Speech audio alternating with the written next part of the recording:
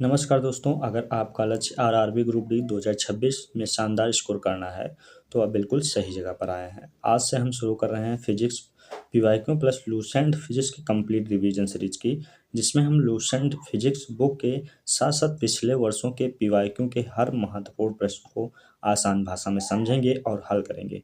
इस पूरी फिजिक्स को हम सिर्फ 2 वीडियो में कवर करेंगे ताकि आपका समय बचे और परीक्षा के लिए पूरा सिलेबस मजबूत हो जाए।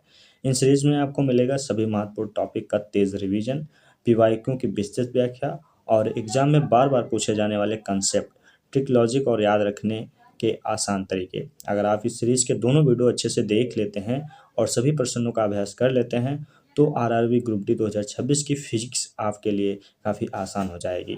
तो बिना समय गंवाए आइए शुरुआत करते हैं आरआरबी ग्रुप डी 2026 के फिजिक्स के पीवाईक्यू पार्ट 1 की। तो चलो फ्रेंड्स, वीडियो को शुरू करते हैं। सबसे पहला अपना क्वेश्चन है, कार्य का मात्रक क्या होता है? तो कार्य का मात्रक सब लोगों को पता होगा, जूल होता है। कार्य का मात्रक क्या होता है? जूल।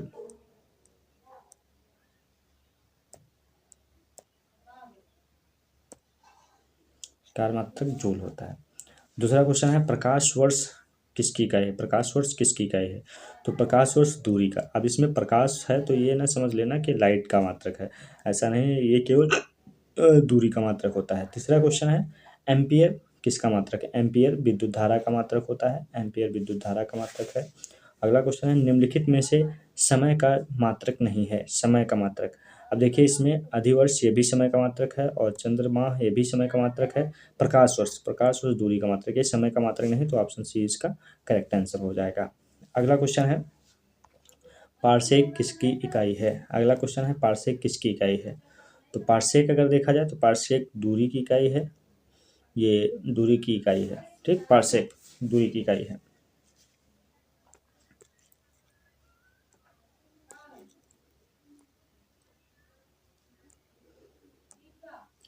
निम्नलिखित में से कौन सुमेलित नहीं है? ये देखते हैं कौन सा सुमेलित नहीं है।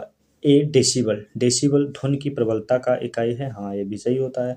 अशुशक्त शक्ति की ऊंचाई है, शब्द की इकाई है, ये भी सही ऑप्शन है। और समुद्री मील, समुद्री मील दूरी की इकाई है, सही है। सेल्सियस ऊष्मा की इकाई है, तो डी वाला इसका आंसर सही होगा। ये सेल्सियस ऊष्मा की इकाई नहीं, ऊष्मा की इकाई क्या होती है? जूल। ऊष्मा की इकाई होती है जूल। सेल्सियस जो है ऊष्मा का, सेल्सियस तापमान की इकाई होती है, टेम्परेचर की। ठीक है।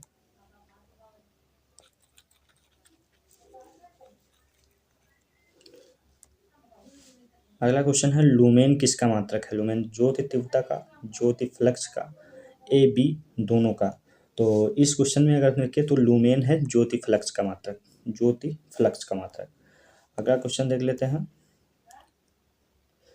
पास्कल, पास्कल की इकाई, पास्कल इकाई है किसकी है? आर्द्रता नहीं, और दाब की है। पास्कल की दाब की होती है। दाब पी बराबर क्या होता है?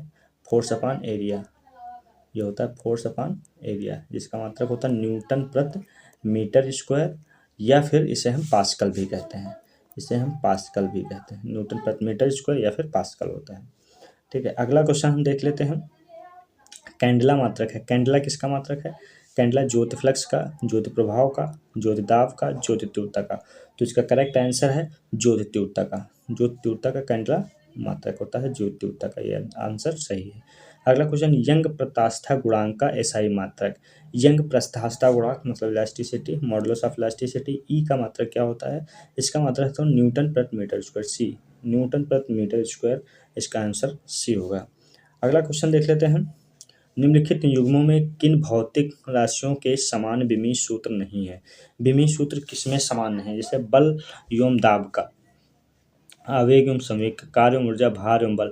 तो बल का मात्रक न्यूटन होता है और दाब का न्यूटन प्रति मीटर स्क्वायर होता है। तो इसकी भौतिक इकाई जो होती है समान नहीं होंगी, तो ऑप्शन ए सही होगा। इसका करेक्ट आंसर ऑप्शन ए। बल एवं दाब की भौतिक विमीय जो होती हैं विमाएँ समान नहीं होती हैं, जबकि आवेग एवं संवेग की विमाएँ समान होती हैं, कार्य एवं ऊर्जा की समान होती हैं, भार एवं बल की भी विमाएँ क्या होती हैं? समान होती हैं। तो इस प्रकार से हम देख लिए हैं कि कौन सा सूत्र इसमें विमीय सूत्र सेम होंगे। अगला क्वेश्चन की अगर हम बात करते हैं, अगला क्वेश्चन, अदिश राशि क्या है? अदिश राशि, अदिश राशि है, अदिश अदिश मतलब वो होते हैं जिनमें डायरेक्शन की ज़रूरत नहीं होती है, केवल हमको क्या ज़रूरत होती है, मैग्नीट्यूड की, जिसमें हम केवल मैग्नीट्यूड की ज़रूरत होती है, डायरेक्शन की ज़रूरत नहीं होती है, वो क्या होती हैं, अदिश राशियाँ।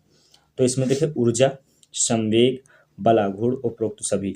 अदिश राशियाँ अगर ऑप्शन देखें तो बलाघूर्ण भी इसका मतलब बलाघूर्ण जब कभी मोमेंट हम बताते हैं तो इसकी डायरेक्शन बताते हैं, क्लॉकवाइज है या एंटी क्लॉकवाइज है, ये हमको बताना पड़ता है। तो ये कैसा है, सदिश है, ठीक, तो ये गलत हुआ। संवेग संवेग भी सदिश राशि है, ठीक है। ऊर्जा केवल कैसी है, अदिश राशि, तो option A is correct answer, ऊर्जा। निम्नलिखित में से सदिश राशि है, सदिश डायरेक्शन इसमें मैग्नी और सदिश क्या होती है, जिसमें मैग्नीट्यूड के साथ क्या क्या डायरेक्शन की भी ज़रूरत होती है, मैग्नीट्यूड के साथ डायरेक्शन की भी ज़रूरत होती है, वो क्या क्या क्या कहलाते हैं, सदिश राशियाँ। तो सदिश राशियों में अगर इसमें ऑप्शन जो दिए गए हैं उसके अकॉर्डिंग हम देखते हैं कि सदिश राशियाँ क्या होती हैं। तो सदिश राशियों की बात करते हैं इसमें सदिश वेग, द्रव्यमान, वेग हुआ, द्रव्यमान हुआ, समय, लंबाई। तो लंबाई की कोई डायरेक्शन नहीं होती है, समय की भी कोई डायरेक्शन नहीं होती है, द्रव्यमान का भी वेग, वेग क्या है, सदिश राशि है, 13 का ए ऑप्शन सदिश राशि हुआ। अगला क्वेश्चन, पदार्थ के संवेग और वेग के अनुपात से कौन सी भौतिक राशि प्राप्त होती है, अनुपात से किसके, संवेग और वेग से। संवेग क्या होता है, P is equal to M B, और क्या है वेग, वी, बी कह देते हैं, ठीक, वी। तो इसके रेशियो से अगर देखा जाए तो ये कैंसिल हो जाएगा, वी तो एम बचेगा, क्या बचेगा, द्रव्यमान। तो इसका करेक्ट आंसर सी होगा, 14 का सी वाला ऑप्शन सही होगा, मतलब द्रव्यमान बचेगा। अगर हम संवेग और वेग का रेशियो निकालते हैं, संवेग और वेग का रेशियो निकालते हैं तो उसको क्या मिलेगा हमको, केवल द्रव्यमान मिलेगा। तो इसका correct answer option number C. अगला क्वेश्चन देख ले हैं, शून्य में स्वतंत्र रूप से गिरने वाली वस्तुओं की गति समान गति, समान वेग, समान त्वरण और समान बल रहता। शून्य में स्वतंत्र रूप से गिरने, अगर स्वतंत्र रूप से गिर रही है कोई वस्तु तो उसका सीधी सी बात समान गति तो नहीं होगी, समान गति जैसे जैसे नीचे बढ़ती जाए उसकी वेलोसिटी बढ़ती जाएगी, समान वेग भी नहीं होगा, इससे त्वरण क्या होता है, समान होता है। तो ऑप्शन नंबर सी इसका करेक्ट आंसर होगा। अगला क्वेश्चन है, अगला क्वेश्चन देख लेते हैं, 2 किलोग्राम वाले द्रव्यमान पर 5 न्यूटन का बल लगाया जाता है। 2 किलोग्राम द्रव्यमान है, 5 किलो न्यूटन का बल लगाया, तो उत्पन्न होने वाले त्वरण क्या होता है, देखो F बराबर एक फार्मूला हमने पढ़ा है, F बराबर ma। F क्या है, फोर्स है, तो फर्स्ट 5 न्यूटन लगाया जा रहा है और इसमें M कितना दिया है, 2 kg, और हमको त्वरण निकालना है, A निकालना है। तो A बराबर 5/2 इज इक्वल टू A, तो कितना हो जाए 2.5 कितना हो जाए, मीटर प्रति सेकेंड स्क्वायर, मीटर प्रति सेकेंड स्क्वायर। तो 2.5 मीटर पर सेकेंड, इसमें देखो सारा 2.5 दिया है, इसमें केवल यूनिट का खेल है, तो मीटर पर सेकेंड स्क्वायर यहाँ भी है, मीटर पर सेकेंड, लेकिन ये नहीं होगा, ये वाला option A is correct answer, 16 का ऑप्शन नंबर ए, क्योंकि यहाँ पर 2.5 मीटर पर सेकेंड स्क्वायर होगा। अगला हम बात करते हैं, किसी भी स्थिर या गतिशील वस्तु की स्थिति और दिशा में तब तक कोई परिवर्तन नहीं होता है जब तक उस पर कोई बाह्य बल नहीं लगाया जाता है। यह होता न्यूटन गतिविषयक प्रथम नियम। हाँ, तो न्यूटन के हमने 3 नियम पढ़े थे, ठीक, न्यूटन के हम 3 नियम पढ़े हैं। प्रथम नियम होता है कि कोई भी वस्तु उसी अवस्था में बनी रहती है जब तक कोई इस पर बाह्य बल न लगाया जाए, प्रथम नियम होता है। तो इस तथ्य के अकॉर्डिंग या कथन के according option A is correct answer हो जाएगा। फिर अगला क्वेश्चन देखे थे हम, अगला क्वेश्चन है, रॉकेट के सिद्धांत पर कार्य करता है, रॉकेट डॉट के सिद्धांत पर, रॉकेट ऊर्जा संरक्षण, बर्नौली संवेग संरक्षण। तो रॉकेट हमेशा कैसे संवेग संरक्षण पर कार्य करता है, रॉकेट हमेशा संवेग संरक्षण पर काम करता है, संवेग संरक्षण, ठीक है। अगला क्वेश्चन है, अश्व यदि एकाएक चलना प्रारंभ कर दे तो अश्वरोही के गिरने की आशंका का कारण। अश्व अगर एकाएक चलना शुरू कर दे तो इसमें जैसे आप लोग देखते हैं किसी बाइक पर बैठे हैं तो बाइक स्टार्ट करते एकदम से चल देती है तो हम पीछे की ओर धक्का खाते हैं, तो ये किस लिए होता है। तो देखो इसमें न्यूटन का फर्स्ट नियम लगता है, न्यूटन का फर्स्ट नियम लगता है, और न्यूटन का फर्स्ट नियम को ही कहते हैं जड़त्व का नियम। तो इसमें किस कारण होता है, अश्वरोही गिरने की आशंका का कारण क्या होता है, ये जड़त्व आघूर्ण होता है, ठीक है, जड़त्व होता है। ये जड़त्व आघूर्ण नहीं होता, जड़त्व तो होता है लेकिन कौन सा जड़त्व, विश्राम का, रेस्ट। तो option number C is correct answer हो जाएगा, 19 का सी। तो ये ऑप्शन पढ़ते टाइम ध्यान रखना, ये जड़त्व आघूर्ण है, यहाँ जड़त्व विश्राम का, जो तो विश्राम का जड़त्व, क्योंकि बॉडी जैसे कोई मान लो हम ये कार है या बाइक है, समझ लेते हैं ये बाइक है, और बाइक के ऊपर कोई व्यक्ति बैठा है ऐसे, ठीक। तो जब चलना स्टार्ट करती है बाइक, तो जो बाइक से सटा हुआ लगा हुआ बॉडी का हिस्सा है वो रेस्ट में रहना चाहता है, लेकिन चल देती है बाइक। तो बाइक जब चलती है तो वो रेस्ट में ही रहना चाहता है, तो उसका विरोध करता है, इसलिए हम पीछे को धक्का खाते हैं। तो विश्राम के जड़त्व के कारण होता है। ये हुआ। अगला क्वेश्चन हम बात कर लेते हैं। अगला क्वेश्चन, चलती हुई बस जब अचानक ब्रेक लगाती है तो उसमें बैठे हुए यात्री आगे की दिशा में गिरते हैं, इसको किसके द्वारा समझाया जा सकता है? सापेक्षता सिद्धांत द्वारा? नहीं, न्यूटन का पहला नियम। हाँ, ये ऑप्शन बी करेक्ट आंसर होगा। न्यूटन के पहले नियम के द्वारा इसे हम समझ सकते हैं। अगला क्वेश्चन, बल का गुणनफल, बल का गुणनफल है, बल का गुणनफल द्रव्यमान और वेग का? नहीं, हमने पढ़ा है F is equal to M A, F is equal to M A. तो बल किसका गुणनफल है? द्रव्यमान और त्वरण का। तो द्रव्यमान और वेग नहीं, द्रव्यमान और त्वरण। Option number B correct answer हो जाएगा। अगला क्वेश्चन, शरीर का वजन होता है पृथ्वी की सतह पर सभी जगह एक समान होता है, ध्रुवों पर अधिकतम होता है, मैदानों की तुलना में पहाड़ियों पर अधिक होता है, विषुवत रेखा पर अधिकतम होता है। तो वजन की बात करते हैं, वेट की, तो W बराबर होता है mg, W बराबर mg। तो m तो सब कहीं फिक्स रहता है, m तो सब कहीं फिक्स रहता है, लेकिन g का मान वेरी करता है। अब g का मान देख, G M upon R square, M E इसको कह सकते हैं, आर ई इसको कह सकते हैं, ठीक है। G M upon R square. अब जी एम क्या है? एम द्रव्यमान है, पृथ्वी का मास तो चेंज नहीं होगा, तो सेम है, लेकिन इसकी रेडियस चेंज होती है। तो रेडियस के अकॉर्डिंग जी का मान भी चेंज होता है, मतलब जहाँ पर रेडियस कम होगी जी का मान ज़्यादा होगा, और जहाँ पर रेडियस ज़्यादा होगी वहाँ पर जी का मान कम होगा। तो हमको पता है कि पृथ्वी जो थोड़ा ऐसे ऑबलेट शेप की होती है, तो ये विषुवत रेखा होती है, ये ध्रुव रेखा होती है, ठीक। विषुवत रेखा पर रेडियस ज़्यादा होती है, तो हम कह सकते हैं सबसे पहले पता है कि पृथ्वी के सेंटर पर को क्या होता है, उसका अगर देखा जाए, जी का मान 0 होता है, सेंटर पर 0 होता है। और जैसे जैसे हम उससे दूर जाते हैं तो रेडियस के अकॉर्डिंग बढ़ता घटता रहता है। तो ध्रुवों पर मान अधिकतम होता है, और ध्रुवों पर अधिकतम होने के कारण, ठीक है, तो इसमें ध्रुवों पर अधिकतम होने के कारण, जी का मान ध्रुवों पर अधिकतम होने के कारण क्या होगा, इसका वेट भी वहीं पास ज़्यादा होगा, क्योंकि W बराबर mg होने के कारण जहाँ पर जी का मान ज़्यादा होगा वहीं पर वेट भी ज़्यादा होगा। तो 22 नंबर का ऑप्शन जो आपका सही होगा वो है बी वाला, ध्रुवों पर अधिकतम होगा, क्योंकि जी का मान ध्रुवों पर अधिकतम होता है। तो इससे रिलेट कर सकते हैं W बराबर mg से, याद रखिएगा। और जी की वैल्यू क्या होती है? जी एम, या फिर G M upon R square कर सकते हैं। तो इससे रिलेट कर लिएगा तो सॉल्व हो जाएगा। अगला क्वेश्चन हम देख लेते हैं। अगला क्वेश्चन है, किसी मनुष्य का भार पृथ्वी पर यह 600 न्यूटन है, तो चंद्रमा पर उसका भार कितना होगा? चंद्रमा पर भार, अब देखो पृथ्वी पर भार क्या है? 600 न्यूटन है, ठीक है। तो वहाँ पर 1/6 हो जाता है, मतलब कम हो जाता है 1/6। तो 600 न्यूटन अगर यहाँ है भार, तो वहाँ पर 6 से डिवाइड कर दो तो कितना बचेगा? 100 न्यूटन, ठीक, 100 न्यूटन। इसका ऑप्शन नंबर डी, तो इसका option number D is correct answer. तो हमेशा याद रखिए कि चंद्रमा पर जो पृथ्वी के अकॉर्डिंग वहाँ पर 1/6 वेट हो जाता है, ठीक। तो अगला क्वेश्चन हम देख लेते हैं।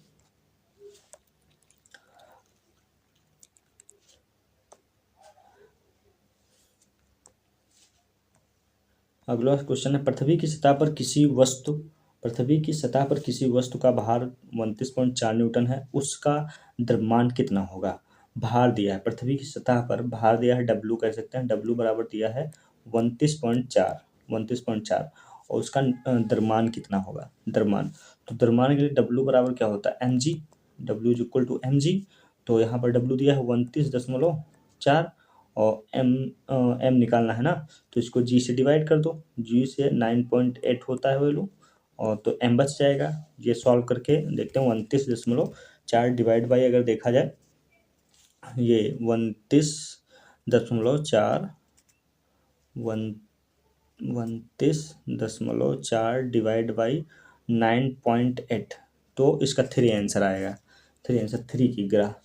अगर देखो सिंपल से अगर नहीं ये डिवाइड करना, थोड़ा आसान करना है, तो जैसे इसमें दिया है 29.4 डिवाइड बाई 9.8, लमसम क्या है? 9.10 लमसम 10 है, तो 10 वैल्यू रख लेते हैं, तो कितना है?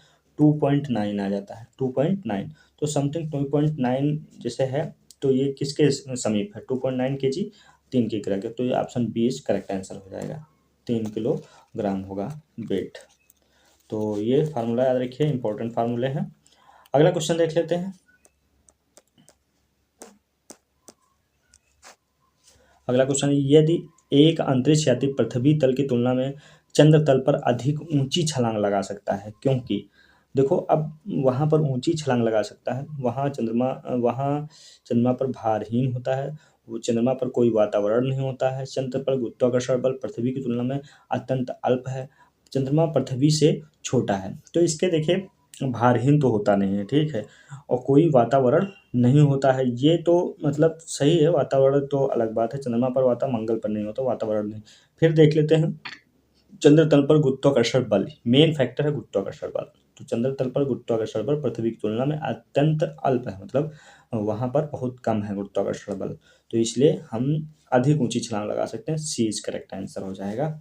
अगले क्वेश्चन की अगर हम बात करते हैं, अगला क्वेश्चन है 1 किलोग्राम राशि का वजन है, 1 किलोग्राम राशि का वजन, तो इसमें सिंपल वही फार्मूला लगाना है, 1 किलोग्राम राशि का वजन, अगर 1 किलोग्राम मास दिया है 1 किलोग्राम, एम दिया है 1 किलोग्राम, और वजन वेट निकालना है, वेट क्या होगा 1 किलोग्राम और 9.8 mg, तो 9.8 के न्यूटन हो जाएगा। ये ऑप्शन नंबर सी, 26 का option number C is correct answer हो जाएगा।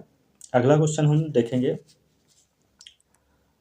जड़त्व आघूर्ण, जड़त्व आघूर्ण कोणीय त्वरण का गुणनफल होता है, जड़त्व आघूर्ण व कोणीय त्वरण का गुणनफल, मतलब जड़त्व आई और कोणीय त्वरण ओमेगा, आई और ओमेगा कह सकते हैं, तो ये कोणीय संवेग टॉर्क बल, हाँ तो कोणीय संवेग होगा डी, डी 27 का आंसर नंबर।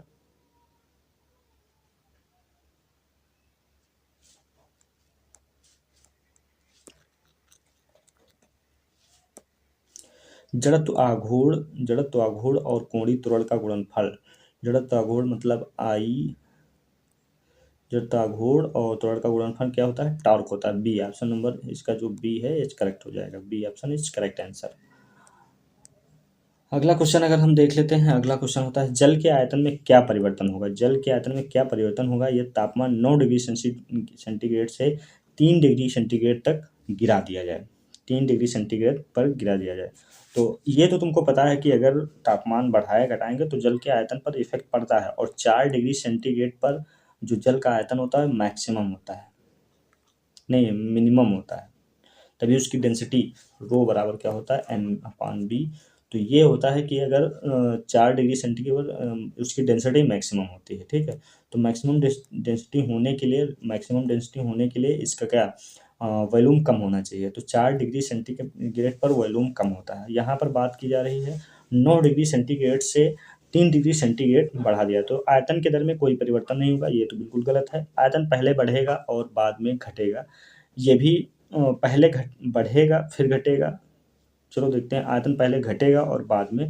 बढ़ेगा, पानी जम जाएगा, तो ए और बी तो किसी हाल में सही नहीं हो सकते हैं, ए और बी तो कोई हाल में सही नहीं हो सकते हैं, तो ऑप्शन बी और सी में कन्फ्यूजन रहेगा, तो आयतन पहले बढ़ेगा और बाद में घटेगा, 9 से 3 डिग्री सेंटीग्रेड कम किया जा रहा है, तो कम करने पर क्या होगा उसको देखा जाए, अगर कम किया जाएगा तो क्या होगा, आयतन क्या होगा, पहले 9 से टेम्परेचर कम हो रहा तो आयतन क्या करेगा, घटेगा, और फिर जैसे जैसे 9 के बाद 4 तक पहुंचेगा फिर बढ़ जाएगा, तो ये होता है option number C is correct answer हो जाएगा, आयतन पहले घटेगा और बाद में बढ़ेगा, ठीक है। अगला क्वेश्चन अगर हम बात कर लेते हैं अगले क्वेश्चन की, तो अगला क्वेश्चन है, एक बीकर में पानी बर्फ पर तैर रही है, एक बीकर में पानी बर्फ पर तैर रही है, जब बर्फ पूर्णतः पिघल जाएगी तो बीकर में पानी का तल बढ़ेगा घटेगा उतना ही रहेगा, पहले बढ़ेगा बाद में घटेगा, तो पानी के तल की अगर बात करते हैं तो इसमें पानी के तल की अगर बात कर लेते हैं तो पानी के तल में कोई चेंजेस नहीं होगा, ठीक है, अगर बीकर में पानी तैरा पूरी पिघल जाए तो उसके पानी के स्तर पर कोई इफेक्ट देखने को नहीं बढ़ेगा, मतलब इसका क्या होगा उतना ही रहेगा, option number C is correct answer, उतना ही रहेगा। अगला क्वेश्चन, जब किसी बोतल में पानी भरा जाता है और उससे जमने दिया जाता है तो बोतल टूट जाती है, क्योंकि पानी जमने पर फैलता है बोतल का हिमांक पर सिकुड़ती है। बोतल के बाहर का तापमान अंदर के तापमान से ज़्यादा पानी गर्म करने पर फैलता है। नहीं, ये ऑप्शन नंबर, ये तो सारे गलत हो जाएंगे। Option A is correct answer हो जाएगा, क्योंकि पानी जमने पर फैलता है। उसका फैलने का मतलब क्या हुआ, आयतन बढ़ेगा। आयतन बढ़ेगा तो उनमें स्पेस ऑक्युपाइड करेगा, स्पेस ना होने के कारण बोतल टूट जाती है। तो इसका मेन लॉजिक ये रहेगा। अगला क्वेश्चन देख लेते हैं। अगला क्वेश्चन, सड़क पर चलने की अपेक्षा बर्फ पर चलना कठिन है। सड़क पर चलने की अपेक्षा बर्फ पर चलना कठिन है, क्योंकि बर्फ सड़क से सख्त होती है। नहीं, सड़क बर्फ से सख्त होती है। जब हम अपने पैर से धक्का देते हैं तो बर्फ कोई प्रतिक्रिया व्यक्त नहीं करता है। बर्फ में सड़क की अपेक्षा घर्षण कम होता है। तो मेन फैक्टर चलने की अगर बात आई तो घर्षण ही काम होगा। तो इसमें option number D is correct answer. ठीक है, डी इज करेक्ट आंसर। अगला क्वेश्चन अगर हम बात कर लेते हैं अगले क्वेश्चन की, तो अगला क्वेश्चन है, एक नदी में चलता हुआ जहाज समुद्र में जाता है, तब जहाज का स्तर पहले जितना होगा, थोड़ा ऊपर उठ जाएगा, थोड़ा नीचे गिर जाएगा, ऊपर या नीचे होगा जो उसमें पड़े हुए भार पर निर्भर है। तो ये तो नहीं होता। अब नदी में चल रहा, नदी के पानी की डेंसिटी कम होती है, और जबकि समुद्र के पानी की डेंसिटी क्या होती है, ज़्यादा होती है। तो जब डेंसिटी ज़्यादा होगी तो उसका मतलब स्तर ऊपर आ जाएगा। तो अगर हम बी ऑप्शन करते हैं तो इसका बी ऑप्शन थोड़ा ऊपर उठ जाएगा। Option B is correct answer हो जाएगा, क्योंकि डेंसिटी का यहाँ पर खेल होता है। तो डेंसिटी समुद्र के पानी की ज़्यादा होती है। अगले क्वेश्चन की अगर हम बात करते हैं, लोहे की कील पारे में क्यों तैरती है। लोहे की कील पारे में क्यों तैरती है जबकि यह पानी में डूब जाती है। तो डूबना और तैरना ये सारा खेल डेंसिटी का है। ठीक, तो यहाँ पढ़ लेते हैं। लोहे की पारे से रासायनिक क्रिया की प्रवृत्ति पानी की तुलना में कम होने के कारण लोहे का भार पानी से अधिक है तथा पारे से कम है। लोहे का घनत्व पानी से अधिक है तथा पारे से कम है। Option number C is correct answer हो जाएगा। 33 का अगर बात करते हैं तो option C is correct answer होगा।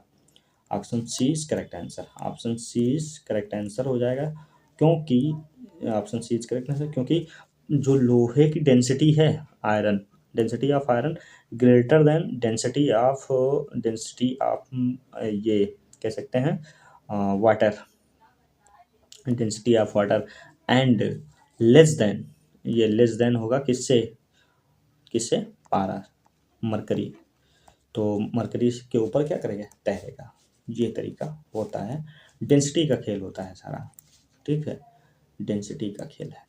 अगला क्वेश्चन, पानी का घनत्व अधिकतम, अभी हमने पीछे बात किया था कि पानी का अधिकतम घनत्व कब होता है, तो 4 डिग्री सेंटीग्रेड पर। अगर यहीं पर पूछा गया कि मिनिमम आयतन कब होता है, तो 4 डिग्री सेंटीग्रेड पर, क्योंकि हम पढ़ चुके हैं density is equal to M upon V. तो वी जब कम होगा तभी डेंसिटी ज़्यादा होगी। तो वी मिनिमम कब होता है, 4 डिग्री सेंटीग्रेड पर, तो डेंसिटी मैक्सिमम होगी 4 डिग्री सेंटीग्रेड पर। अगला हम बात कर रहे हैं इसमें, अगला क्वेश्चन देख लेते हैं। अगला क्वेश्चन है, वस्तु की मात्रा बदलने पर अपवर्तित रहेगा। मात्रा बदलने पर, वस्तु की मात्रा बदलने पर आयतन, भार, द्रव्यमान, घनत्व। तो देखो घनत्व एक ऐसी प्रॉपर्टी है, ठीक, डेंसिटी ऐसी प्रॉपर्टी है, वो मात्रा चेंज करने पर उस पर कोई इफेक्ट नहीं दिखेगा, कोई इफेक्ट नहीं दिखेगा। तो option D is correct answer. अगर मात्रा चेंज करेंगे तो आयतन भी चेंज होगा, भार भी चेंज होगा, द्रव्यमान भी चेंज होगा, लेकिन घनत्व चेंज नहीं होगा। तो इसलिए करेक्ट आंसर डी होगा। अगला क्वेश्चन अगर हम बात कर लेते हैं,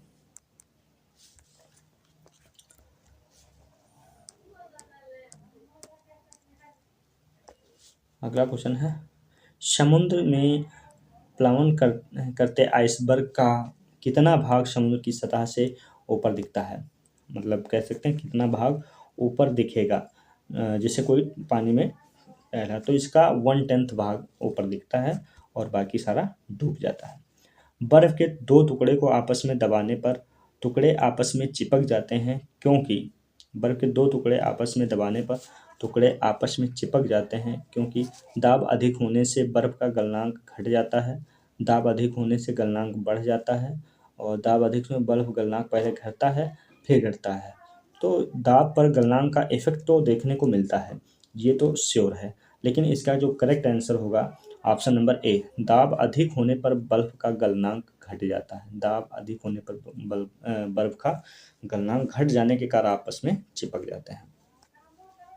अगला क्वेश्चन है ये, हवाई जहाज से यात्रा करते समय पेन से स्याही निकलने लगती है, ये किस कारण होता है? पेन से स्याही वायु दाब में कमी के कारण, वायु दाब में वृद्धि के कारण, और स्याही के आयतन में वृद्धि के कारण, अत्यधिक। तो वायु दाब अगर कम होगा तभी वो बैक करेगा ना, तो option number A is correct answer हो जाएगा।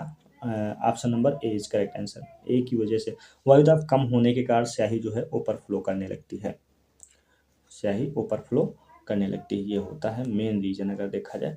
अगला क्वेश्चन हम देख लेते हैं यहाँ पास, फिर है आपका ये क्वेश्चन। ऊंचाई ऊंचाई की जगहों पर पानी 100 डिग्री सेंटीग्रेड के नीचे तापमान पर क्यों उबलता है?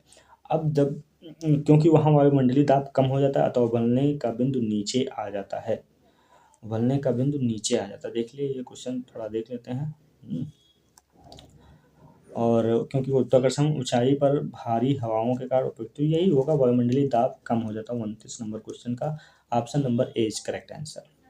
ठीक, जैसे जैसे ऊंचाई बढ़ती है वायुमंडलीय दाब कम हो जाता है। वायुमंडलीय दाब जब कम हो जाता है तो उस पर प्रेशर है, तो क्या होता है, उबलने का जो बिंदु होता है, मतलब अगर पृथ्वी पर 10 डिग्री सेंटीग्रेड पर कोई चीज़ उबलती है तो वही पहाड़ों पर ले जाएंगे तो कम टाइम पर उबलने लगेगी। अगला क्वेश्चन देख लेते हैं इसमें। साबुन के बुलबुले के अंदर का दाब वायुमंडलीय दाब से अधिक होता है, वायुमंडलीय दाब से कम होता है, और वायुमंडलीय दाब के बराबर होता है, वायुमंडलीय दाब के अधिक। अब एक चीज़ देखिए, पानी का बुलबुला, साबुन का बुलबुला अगर बना है तो प्रेशर डिफरेंस तो होता है, ये तो कंफर्म है, तभी वो बुलबुला बना है। अब लेकिन एक चीज़ ये देखिए, अगर वायुमंडलीय दाब ज़्यादा होगा, ठीक है, वायुमंडलीय दाब अगर ज़्यादा होगा तभी प्रॉब्लम रहेगी अंदर। तो अगर वायुमंडलीय दाब, तो ये बनेगा ही नहीं, मतलब बुलबुला बनेगा, क्योंकि वो ब्लास्ट कर जाएगा, दब जाएगा, ठीक है। तो इसके अंदर क्या होता है, ज़्यादा होता है, वायुमंडलीय दाब से अधिक होता है, तो option number A is correct answer. सीधी सी लॉजिक है, अगर वायुमंडलीय दाब ज़्यादा होगा तो दाब लगाएगा, तो इसके अंदर दाब कम है, तो दाब कम होने के कारण दबेगा, दबेगा मतलब ब्लास्ट हो जाएगा, दब जाएगा, तो बुलबुला बन ही नहीं पाएगा। इसलिए इसके अंदर क्या होता है, बुलबुला के अंदर प्रेशर वायुमंडलीय दाब से अधिक होता है, ये करेक्ट आंसर हो जाएगा। अगला क्वेश्चन हम देख लेते हैं। इसके कई फार्मूले भी होते हैं, कितना प्रेशर डिफरेंस होता है पानी के बुलबुले के अंदर, ठीक, वो फार्मूला तो यहाँ पूछा नहीं जाता है, ये होता है सरफेस टेंशन वगैरह पर होता है, 4 सिग्मा अपॉन डी करके होता है, ये फार्मूला होता है, लेकिन ये पूछा नहीं जाता है। और ये याद रखिए कि बुलबुले के अंदर पानी प्रेशर वायुमंडलीय प्रेशर से अधिक होता है, बस। अगला क्वेश्चन देख लें। वायु दाब मापी की रीडिंग में अचानक गिरावट इस बात का संकेत देता है कि मौसम स्थिर तथा शांत रहेगा, वर्षा युक्त, तूफानी होगा, ठंडा। देखो, अचानक से गिरावट आती है, वायु दाब मापी जो एटमॉस्फेरिक प्रेशर मापता है, एटमॉस्फेरिक, तो अचानक से अगर गिरावट आ रही तो वो किसका कारण हो सकता है, तो तूफान आने का संकेत दे सकता है, तूफान आने के चांसेस होते हैं, ठीक। मौसम आगे कैसा होगा, तूफानी होगा, ये हम कह सकते हैं, अगर अचानक से उसमें गिरावट देखने को मिलती है। अगला क्वेश्चन देखें। प्रेशर कुकर में जल्दी खाना पक जाता है क्योंकि अधिक दाब पर पानी उबलने का तापक्रम पर उबलने लगता है, अधिक दाब तापक्रम पर उबलने लगता है, पानी 100 डिग्री सेंटीग्रेड पर उबल, लेकिन अधिक दाब होने पर ऊष्मा की मात्रा अधिक होती है, कुकर के अंदर समाधान है। तो इसमें अगर देखा जाए, हम देखते हैं अगर इसमें, तो सबसे पहला, अधिक दाब पर पानी का कम तापक्रम पर उबलने लगता है, ये तो अभी हमने पीछे भी पढ़ा है कि अगर कोई दाब अधिक होगा, ठीक है, अधिक दाब है, अधिक दाब जब होता है तो कम टेम्परेचर पर भी उबलने लगता है। तो 42 का अगर ऑप्शन नंबर सी देखा जाए तो बी वाला होगा, ऑप्शन नंबर बी। अधिक दाब पर पानी अधिक तापमान पर उबलने लगता है, अधिक तापमान पर उबलने लगता है, ये होता है option B is correct answer होगा। अगले क्वेश्चन की अगर हम बात करते हैं, अगला क्वेश्चन है। हाइड्रोजन से भरा रबड़ का गुब्बारा वायु के ऊपर जाकर फट जाता है, वायु के ऊपर जाकर फट जाता है। हाइड्रोजन जिसमें गैस भरी जाती है वो क्या करता है, ऊपर जब जाता है आसमान में जाने के बाद वो ऊपर क्या होता है, फट जाता है। क्यों, हाइड्रोजन का भार बढ़ जाता है, वायु दाब बढ़ जाता है, हाइड्रोजन का दाब घट जाता है, और वायु दाब घट, तो हाइड्रोजन का दाब घट जाने के कारण ही वायु दाब घट जाता है। अब जैसे देखो, हाइड्रोजन है, जिस गुब्बारे में हाइड्रोजन भरी है, अब जहाँ तक ये प्रेशर रहेगा, एटमॉस्फेरिक प्रेशर क्या रहेगा, कम रहेगा इससे, ठीक है, हाइड्रोजन के प्रेशर से कम रहेगा तब तो ये फुला रहेगा। लेकिन जब वायु दाब ये घटेगा तो ये क्या ब्लास्ट कर जाएगा, ठीक है।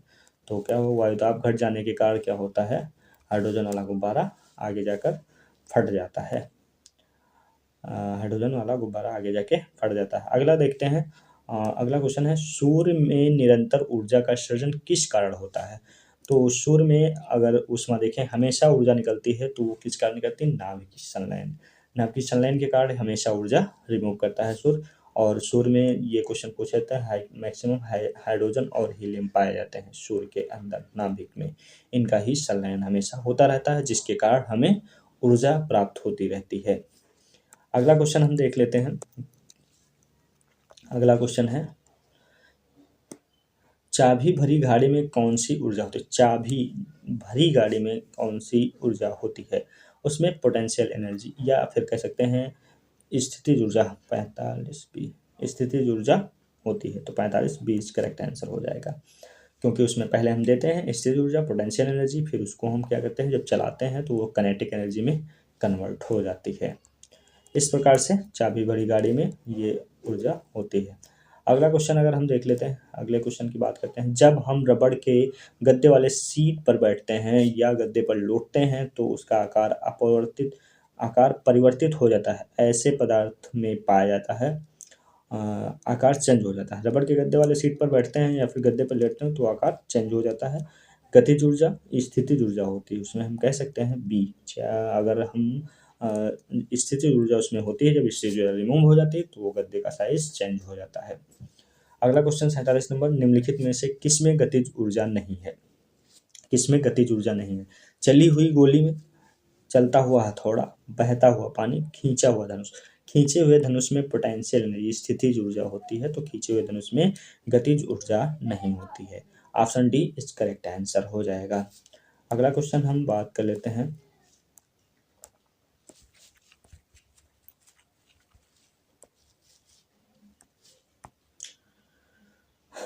अगला क्वेश्चन, जब एक वस्तु की गति दोगुनी कर जाती है तो उसकी गतिज ऊर्जा। अब गतिज ऊर्जा हम देखते हैं के बराबर क्या होता है, काइनेटिक एनर्जी हाफ mv², ये तो होता है। लेकिन अगर इसकी वस्तु की गति दोगुनी कर दिया, मतलब v को 2v कर दिया जाए तो इसका स्क्वायर जब करेंगे तो ये आ जाएगा 4v², तो डायरेक्टली 4 गुना हो जाएगी। गतिज ऊर्जा कितने हो, चौगुनी हो जाती है। तो option B is correct answer, option B is correct answer, 4 गुनी हो जाती है। कौन सा नियम इस कथन की पुष्टि करता है, निम्नलिखित में से कौन सा इस नियम का वैध कर ठहराता है कि द्रव्य को न तो सर्जन किया जा सकता और न ही विनाश किया जा सकता। तो ऑप्शन नंबर इसके पढ़ो, ऊर्जा संरक्षण का नियम, लसतलिंग नियम, नहीं प्रदर्शन नियम, द्रव्यमान संरक्षण नियम। तो 49 का ए वाला ऑप्शन सही हो जाएगा, 49 का ए, ऊर्जा संरक्षण का नियम। फिर अगला क्वेश्चन, साइकिल चलाने वाला मोड़ लेते समय झुक क्यों जाता है। चलो, साइकिल चलाने वाला व्यक्ति मोड़ पर झुकता क्यों है, ये देख लेते हैं। साइकिल और आदमी की गति समान होनी चाहिए, वरना साइकिल फिसल जाएगी। वह व्यक्ति ताकि गुरुत्व केंद्र आधार के अंदर बना रहे और उसे गिरे। वह झुकता है ताकि वक्र मार्ग पर चलने के लिए पहियों पर दबाव डाला जाए। वह झुकता है क्योंकि ताकि तो गुरुत्व केंद्र के आधार पर बनाता है। तो ऑप्शन नंबर बी इस करेक्ट आंसर हो जाएगा। अगला क्वेश्चन है, दूध से क्रीम निकालने के लिए कौन सा बल लगता है। तो इसमें अपकेंद्री बल लगेगा, सेंट्रीपिटल बल और सेंट्रीफ्यूगल फोर्स कब लगता है। अपकेंद्री बल जब किसी साइकिल को मोड़ते हैं तब उसमें अपकेंद्री बल काम करता है, और अपकेंद्री बल दूध से दही निकालने के काम आता है। दूध से दही नहीं, क्रीम। ठीक है, अगला क्वेश्चन हम देख लेते हैं, जब एक पत्थर को चांद की सतह से पृथ्वी पर गिराया जाता है तो इसका द्रव्यमान बदल जाएगा, नहीं, द्रव्यमान हमेशा फिक्स रहता है। इसका भार बदल जाएगा किंतु द्रव्यमान नहीं बदलेगा। भार दोनों बदल जाए तो इसका भार तो बदलेगा परंतु द्रव्यमान नहीं। हाँ, बी ऑप्शन इज करेक्ट। हाँ, बी वाला इसका करेक्ट आंसर हो जाएगा, क्योंकि वहाँ पर ये मास द्रव्यमान हमेशा फिक्स रहता है, कभी चेंज नहीं होता है। इसको कभी इस पर ग्रेविटी का भी इफेक्ट नहीं पड़ता है। लेकिन अगर तुम वेट की बात करते हो तो उस पर ग्रेविटी का इफेक्ट पड़ता है, इसलिए वेट चेंज होता है। किसी लिफ्ट में बैठे हुए व्यक्ति को अपना भार कब अधिक मालूम देगा? कब अधिक? जब लिफ्ट त्वरित गति से नीचे आ रही हो, जब लिफ्ट त्वरित गति से ऊपर जा रही हो, और समान वेग से नीचे, समान वेग, तो ये तो दोनों ऑप्शन गलत हो गए। तो इनमें उनमें है, तो जब लिफ्ट त्वरित गति से ऊपर जा रही हो, तो 53 नंबर का अगर ऑप्शन नंबर हम देखते हैं, 53 का ऑप्शन नंबर बी। जब त्वरित गति से ऊपर जाएगी तो भार अधिक मालूम होगा, और वहीं पर अगर लिफ्ट त्वरित गति से नीचे आएगी तो वेट हमको कम लगेगा। तो ये होता है सिस्टम, याद रखिएगा। अगला क्वेश्चन हम देख लेते हैं। अगला क्वेश्चन है, एक लिफ्ट में किसी व्यक्ति का प्रत्यक्ष भार वास्तविक भार से कम होता है जब लिफ्ट जा रही होती है। तो कम लग रहा है ना, तो नीचे त्वरण के साथ नीचे आ रही है, त्वरण के साथ नीचे आ रही है, बी। तो उनका option number B is correct answer हो जाएगा। पृथ्वी के गुरुत्वाकर्षण का कितना भाग चंद्रमा के गुरुत्वाकर्षण के सबसे नजदीक है? पृथ्वी के गुरुत्वाकर्षण में चंद्रमा 1/6 होता है, 1/6, option C, 55 number option C. अगला क्वेश्चन है,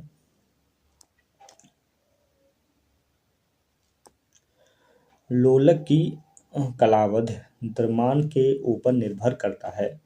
लोलक की कलावध मतलब टाइम पीरियड द्रव्यमान पर निर्भर करता है, लंबाई पर निर्भर, समय के ऊपर निर्भर, तापक्रम पर निर्भर करता है। तो ये अगर देखा जाए तो ये लंबाई पर भी निर्भर करता है।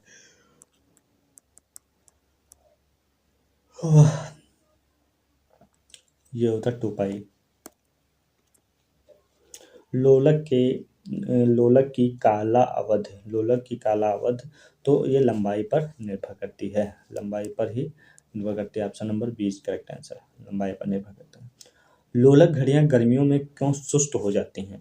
गर्मियों की जो लोलक घड़ियां सुस्त क्यों होती हैं? गर्मियों के दिन लंबे होने का कारण है कुंडली के घर्षण, लोलक की लंबाई बढ़ जाती है जिससे कई हाँ, तो ये सी वाला ऑप्शन सी होगा, 57 का ऑप्शन सी हो जाएगा। अगला क्वेश्चन, किसी सरल लोलक की लंबाई 4% बढ़ा दी जाए तो उसका आवर्तकाल कितना बढ़ जाएगा? आवर्तकाल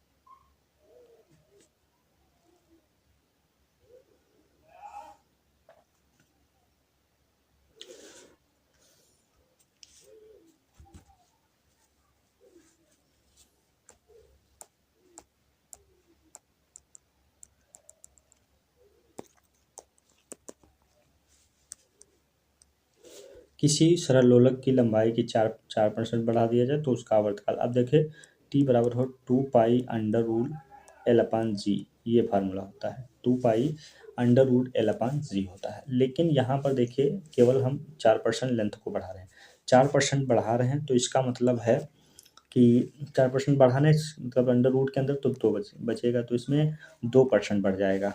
बी ऑप्शन इज करेक्ट। इसको अगर सॉल्व करेंगे थोड़ा बड़ा हो जाएगा, तो याद रखिए कि अगर 4% बढ़ाएंगे तो 2% बढ़ जाएगा, ठीक, आवर्तकाल 2% बढ़ेगा।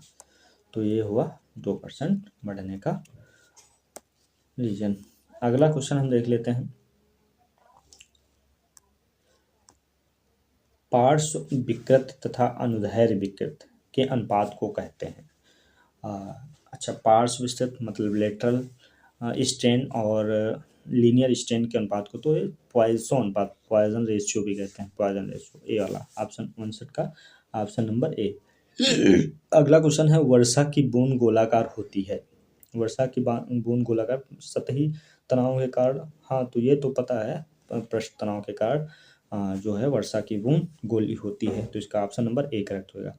तेल दीप की बत्ती में तेल दीप की बत्ती में तेल डाट डाट के कारण ऊपर चढ़ता है, तो तुमको पता ही है कोशिका क्रिया के कारण, केशिका, तो बी इसका करेक्ट आंसर हो जाएगा। जैसे ये डिब्बिया में होता था, तेल ऊपर अपने आप चढ़ता रहता है ऐसे ऐसे, तो ये किस कारण, केशिका प्रक्रिया होती है। तो ऑप्शन नंबर बी, 61 का option number B is correct answer. अगला क्वेश्चन अगर हम देख लेते हैं तो श्यानता की इकाई क्या होती है। विस्कोसिटी, पॉइज होती है इसकी इकाई। पास्कल कितना, दाब की इकाई। पॉइजली किसी की नहीं, तो पॉइज 62 का ए नंबर ऑप्शन सही होगा। अगला क्वेश्चन, उत्प्लावता से संबंधित वैज्ञानिक। उत्प्लावता मतलब फ्लोटिंग वाला वही सिद्धांत, आर्किमिडीज सिद्धांत जिसमें दिया था, तो ऑप्शन नंबर ए इसका करेक्ट आंसर हो जाएगा, आर्किमिडीज। महान वैज्ञानिक आर्किमिडीज संबंधित है ब्रिटेन से, संयुक्त राष्ट्र अमेरिका, जर्मनी से, ग्रीस से। तो अगर देखा जाए आर्किमिडीज जी ग्रीस से संबंधित थे, आर्किमिडीज जी ग्रीस से संबंधित है, ऑप्शन नंबर डी। ध्वनि तरंगों की प्रकृति होती है। ध्वनि तरंगे किस प्रकृति की होती हैं। ध्वनि तरंगे तो ये होती हैं अनुदैर्ध्य तरंगे, जो इस तरीके से जाती हैं, अनुदैर्ध्य ऐसे ऐसे जाती हैं, ऐसे ऐसे, ठीक है। और अनुप्रस्थ होती ऐसे ऐसे जाती हैं, तो अनुदैर्ध्य होती हैं। ऑप्शन नंबर बी होगा 65 का, option number B is correct answer, अनुदैर्ध्य। अगला क्वेश्चन अगर हम बात कर लेते हैं, अगला क्वेश्चन है, अपने उड़ान पथ में अवरोधकों की पहचान के लिए चमगादड़ निम्नलिखित में से कौन सी तरंगों का उपयोग करता है। तो ये पराश्रव्य तरंगों की पराश्रव्य तरंगे जो होती हैं उनके कारण ही ये पहचान पाता है, तो option number C is correct answer. अगला क्वेश्चन, पराश्रव्य वह ध्वनियाँ हैं जिनकी आवृत्तियाँ होती हैं 20,000 हर्ट्ज से अधिक होती हैं, 20,000 हर्ट्ज से अधिक होती हैं। 67 का अगर पूछा जाए श्रव्य मतलब हम लोग कितनी सुन सकते, तो 20 हर्ट्ज से 20,000 हर्ट्ज तक, 20,000 हर्ट्ज तक हम सुन सकते हैं, इसके ऊपर नहीं सुन। और 20 हर्ट्ज जो कम होती हैं तो उनको 20,000 जो हर्ट्ज से ज़्यादा उनको पराश्रव्य कहते हैं। ये जो चमगादड़ वगैरह को सुनाई देती हैं, हम लोगों को ये नहीं सुनाई देंगी। अगला क्वेश्चन हम देख लेते हैं। अगला क्वेश्चन है, ध्वनि तरंगे हैं लंबवत, तिर्यक, आंशिक लंबवत, आंशिक, कभी कभी लंबवत, कभी कभी तिर्यक। तो ध्वनि तरंगे अगर देखा जाए, ध्वनि तरंगे होती हैं लंबवत, option number A is correct answer. अगला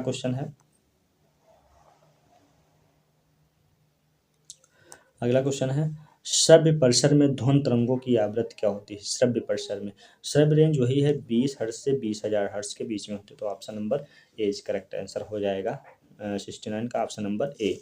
वायु में ध्वनि की चाल 332 मीटर पर सेकंड है। यदि दाब बढ़ाकर दोगुना कर दिया जाए तो ध्वनि की चाल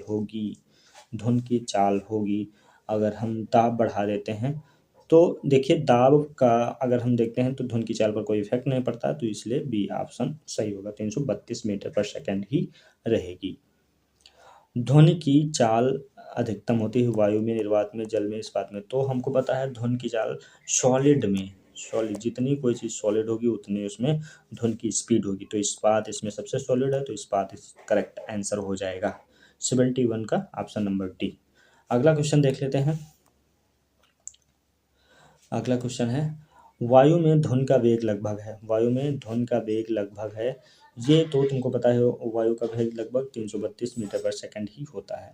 100 डेसिबल का शोर स्तर निम्न में से किसके संगत होता है। ठीक सुनी जा सकने वाली, साधारण वार्तालाप, गाली, शोर शराबा और किसी मशीन के दुकान से शोर। तो ये कह सकते हैं 100 डेसिमल की जो होती हैं, तो ये किसी मशीन या दुकान से आने वाले शोरगुल को क्लासिफाई करता है, 100 डेसिमल।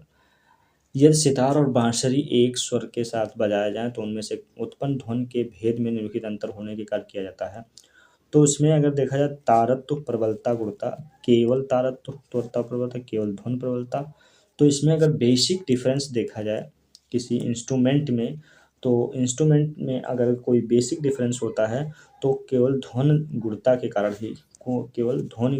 कारण ही हम उसमें डिफरेंशिएट कर पाते हैं, क्योंकि सेम उसे बजाया जा रहा है, एक ही स्वर बजाया जा रहा है, तो उसमें ध्वनि उत्पन्न भेद के कारण ध्वनि गुणता के कारण होता है। अगला क्वेश्चन है, एक जेट वायुयान 2 मैक के वेग से हवा में उड़ रहा है। जब ध्वनि का वेग 332 मीटर पर सेकंड हो तो वायु की चाल कितनी होगी। मैक नंबर होता है, इससे रिलेटेड होता है। वायु वेग से होता है रिलेटेड।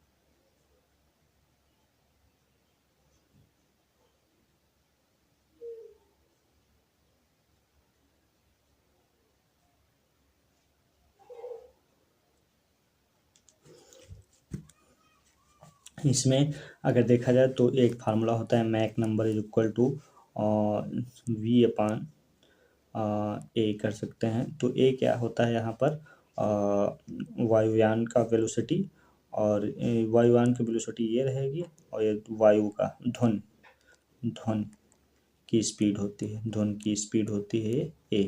तो मैक नंबर दिया है 2, और ये धुन का वेग दिया, तो वी निकालना है हमको। तो वी निकालना है तो 2 × 332, ये तुम्हारा आंसर आ जाएगा। 2 × 332 तो ये आएगा 664। D option is correct answer हो जाएगा। 75 D number is correct answer. ठीक है, तो ये फार्मूला याद रखिए। Mach number is equal to velocity of जो भी ऑब्जेक्ट रहा हो, ऑब्जेक्ट का divide by velocity of sound, तो ये फार्मूला याद रखिएगा। अगला क्वेश्चन अगर हम देख रहे हैं, अगला क्वेश्चन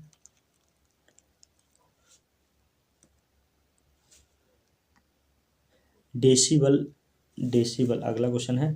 डेसिबल इकाई का प्रयोग किया जाता है प्रकाश की गति के लिए नहीं, ऊष्मा की तीव्रता नहीं, ध्वनि की तीव्रता। Option number C is correct answer. अगला क्वेश्चन ध्वनि तरंगे किसके कारण प्रतिध्वनि उत्पन्न करती हैं? प्रतिध्वनि इको, अपवर्तन के कारण, परावर्तन के कारण। ऑप्शन नंबर सी परावर्तन के कारण। 77 का option number C is correct answer. Sonar अधिकांश प्रयोग में लाया जाता है अंतरिक्ष यात्रियों नहीं, इंजीनियरों द्वारा, डॉक्टरों, नौ संचालक। सोनार क्या होता है? नौ संचालकों द्वारा प्रयोग किया जाता है। Option number D is correct answer है। किसी ध्वनि स्रोत से आवृत्ति में होने वाले उतार चढ़ाव को कहते हैं? आवृत्ति में होने वाले उतार चढ़ाव को कहते हैं, ये डॉपलर इफेक्ट होगा। ऑप्शन नंबर बी 79 का option number B is correct answer. और फिर हम देख लेते हैं अगला क्वेश्चन। पास में आती हुई रेलगाड़ी की सीटी की आवृत्ति तीक्ष्णता बढ़ती है जाती है, ऐसी किस परिघटना के डॉपलर प्रभाव के कारण होता है? जैसे जैसे पास आएगी उसकी आवृत्ति या तीक्ष्णता बढ़ती जाती है, डॉपलर प्रभाव के कारण ऐसा होता है। केल्विन मान से मानव शरीर का सामान्य तापमान कितना होता है? मानव शरीर का सामान्य तापमान अगर देखा जाए तो ये होता है, ऑप्शन इसमें है 200 310। हाँ, option number D is correct answer होता है। कितना तापमान होने पर पाठ्यांक सेल्सियस और फ़ारेनहाइट सेम होता है? तो ये होता है -40 डिग्री। -40 डिग्री होता है, -40 डिग्री। ठीक है, -40 डिग्री पर सेल्सियस और फ़ारेनहाइट सेम होते हैं। न्यूनतम संभव तापमान है, न्यूनतम संभव तापमान ये होता है -273 डिग्री सेंटीग्रेड, -273 डिग्री सेंटीग्रेड। अगला क्वेश्चन हम देख लेते हैं। तो अगला क्वेश्चन है इसमें किसी मनुष्य के शरीर का सामान्य तापमान होता है 98 फ़ारेनहाइट, ये वाला ऑप्शन नंबर ए। 84 का ऑप्शन नंबर ए। एक स्वस्थ मनुष्य के शरीर का तापमान होता है 36 दशमलव कुछ होता है, तो इसको हम 37 मान लेते हैं। नहीं, फ़ारेनहाइट सेल्सियस होता है, ये गलत हो जाएगा, सेल्सियस। 85 का ए वाला ऑप्शन। ठीक है, अगला क्वेश्चन। ठंड के दिनों में लोहे के गुटके को लकड़ी के गुटके को प्रातःकाल हाथ में छुएं तो लोहा का गुटका ज़्यादा ठंडा लगता है, क्योंकि लोहे के गुटके का ताप लकड़ी के गुटके से कम होता है। लकड़ी की तुलना में लोहे का ऊष्मा अच्छा चालन करता है। लकड़ी की तुलना में लोहा ऊष्मा का खराब चालक है। लोहे का गुटका लकड़ी से भारी होता है। तो अगर इसमें सही से देखा जाए तो लकड़ी की तुलना में लोहा ऊष्मा का अच्छा चालक है, तो इसमें ऊष्मा का अच्छा चालक होने के कारण क्या होता है, जल्दी फील होता है कि हाँ लोहा ज़्यादा ठंडा है। 86 का ऑप्शन नंबर बी। अगला क्वेश्चन। आणविक संचरण के द्वारा ऊष्मा संचरण क्या कहलाता है? आणविक, ठीक है, आणविक संचरण के कारण तो ये क्या होता है, ऑप्शन नंबर ये होगा 87 का बी, संवहन होता है, संवहन। ऑप्शन नंबर बी, संवहन। ऊष्मा संचरण के 2-3 तरीके होते हैं, चालन, संवहन, विकिरण। तो ये होता है संवहन आणविक संचलन के कारण, अणुओं के संचलन के कारण होता है ये तुम्हारा संवहन। अगला हम देखते हैं। निम्नलिखित में से कौन सा ऊष्मा का बहुत अच्छा चालक है? पारा, पानी, ईथर, बेंजीन। ऊष्मा का बहुत अच्छा चालक है, तो बहुत अच्छा अगर चालक की बात करते हो तो पारा होता है, इसमें पारा होता है। ठीक। एक समान मोटाई के कपड़े की दो परतें उसकी दोगुना मोटाई के कपड़े की एक परत में अधिक ऊष्मा आवरण प्रदान करती है, इसका क्या कारण है? दोनों परतों के बीच वायु संतुलन, हाँ यही होता है, ये दोनों परतों के बीच वायु संपुटित वायु के कारण क्या होता है, ये 89 में ए का ऑप्शन करेक्ट हो जाता है। ग्रीष्म काल में हमें सफ़ेद वस्त्र धारण करने की सलाह देते हैं, क्योंकि वह भद्र दिखते हैं, नहीं और उन्हें दूर से देखा जाए सफ़ेद वस्त्र, हाँ ये सी वाला सफ़ेद वस्त्र ताप का कम अवशोषण करते हैं, तो ग्रीष्म काल में हम इसीलिए सफ़ेद वस्त्र पहनते हैं। अगला क्वेश्चन देख लेते हैं। अगला क्वेश्चन है, न्यून तापमानों का अनुप्रयोग होता है अंतरिक्ष क्रायोजेनिक अंतरिक्ष यात्रा शल्यकर्म एवं चुंबकीय विस्थापन, इसमें होता है ये अंतरिक्ष शल्यकर्म चुंबकीय विस्थापन, अंतरिक्ष यात्रा शल्यकर्म, अंतरिक्ष यात्रा चुंबकीय विस्थापन, दूरमित में। तो ऑप्शन नंबर डी इसका जो करेक्ट आंसर है, अंतरिक्ष यात्रा चुंबकीय प्रोत्तापन दूरमिति में जो है न्यून तापमानों पर किया जाता है। तेज हवा वाली रात्रि में ओस नहीं बनती है, वापसी का प्रक्रिया तेज होती है, हवा में नमी नहीं होती है, तापमान ऊंचा रहता है, आकाश साफ रहता है। तो तेज हवा होने के कारण क्या होता है, तेज हवा होने के कारण जो मेन रीजन है, तो वापसी करण की दर तेज रहती है, इसलिए जो है ओस नहीं बनती है। ठोस कपूर से कपूरवास बनने की प्रक्रिया को कहते हैं, ये तो पता है, ऊर्ध्वपातन होता है, कि अगर कोई ठोस वस्तु है, बिना लिक्विड में गए सीधे गैस बन जाती है, उस प्रक्रिया को क्या कहते हैं, ऊर्ध्वपातन कहते हैं। ठीक है, तो ये होता है ऊर्ध्वपातन। अगला क्वेश्चन है, मनुष्य आर्द्रता से परेशानी महसूस करता है, क्योंकि निम्न में से उपयुक्त अधिक पसीना आना, कम पसीना का आर्द्रता के कारण वाष्पित नहीं होना, तो ऑप्शन नंबर सी इस करेक्ट आंसर हो जाएगा। अगर नमी है वायुमंडल में तो तुम्हारा पसीना जल्दी सूखेगा नहीं, जिसके कारण बेकार लगता है, तो ये तुम्हारा ऑप्शन नंबर सी इस करेक्ट आंसर होगा। किसी द्रव का उसके क्वथनांक से पूर्व उसके वाष्प में बदलने की प्रक्रिया को कहते हैं, ये होता है संघनन। 95 का ऑप्शन नंबर नहीं, किसी द्रव का उसके क्वथनांक से पूर्व उसके वाष्प में बदलने की क्रिया, क्वथनांक से पहले वाष्प में वाष्पीकरण होता है, उबलने से पहले जो होता है वाष्प बन जाता है, तो यह होता है वाष्पीकरण। Option number A, 95 option number A is correct answer. पहाड़ों पर पानी निम्नलिखित तापमान पर उबलने लगता है, 100 डिग्री सेंटीग्रेड से कम। 96 में जो है ए वाला ऑप्शन सही हो जाएगा। अगला क्वेश्चन देख लेते हैं, 97। अगला क्वेश्चन, भाप से हाथ अधिक जलता है अपेक्षाकृत उबलते हुए जल से, क्योंकि भाप में गुप्त ऊष्मा अधिक होती है, ये वाला सही ऑप्शन नंबर ए। 97 का ऑप्शन नंबर ए। ऊष्मागतिकी का प्रथम नियम किस अवधारणा की पुष्टि करता है? ऊर्जा संचय, कार्य संचय, ताप संचय। तो ऊष्मागतिकी का प्रथम जो नियम है वो ऊर्जा संचय पर आधारित है। प्रकाश तरंग किस प्रकार की तरंग है? प्रकाश तरंग अनुप्रस्थ तरंग है। Option number A is correct answer हो जाएगा। 100 नंबर क्वेश्चन, ये 100 नंबर क्वेश्चन है। प्रकाश विकिरण की प्रकृति होती है। प्रकाश विकिरण की अगर पथ की बात करते हैं, प्रकाश विकिरण की प्रकृति कैसी होती है? तो ये तरंग के समान, कण के समान, तरंगों कण दोनों के समान होती है। Option number C is correct answer हो जाएगा। Option number C is correct answer हो जाएगा 100। तो आज हमने 100 मोस्ट इम्पोर्टेंट क्वेश्चन को सॉल्व कर लिया है। अगले वीडियो में हम बात करेंगे इसके आगे क्वेश्चन की। तो चलो मिलते हैं नेक्स्ट वीडियो में। अगर सेशन अच्छा लगा हो तो प्लीज़ वीडियो को लाइक और शेयर करें। मिलते हैं नेक्स्ट वीडियो में। Thank you.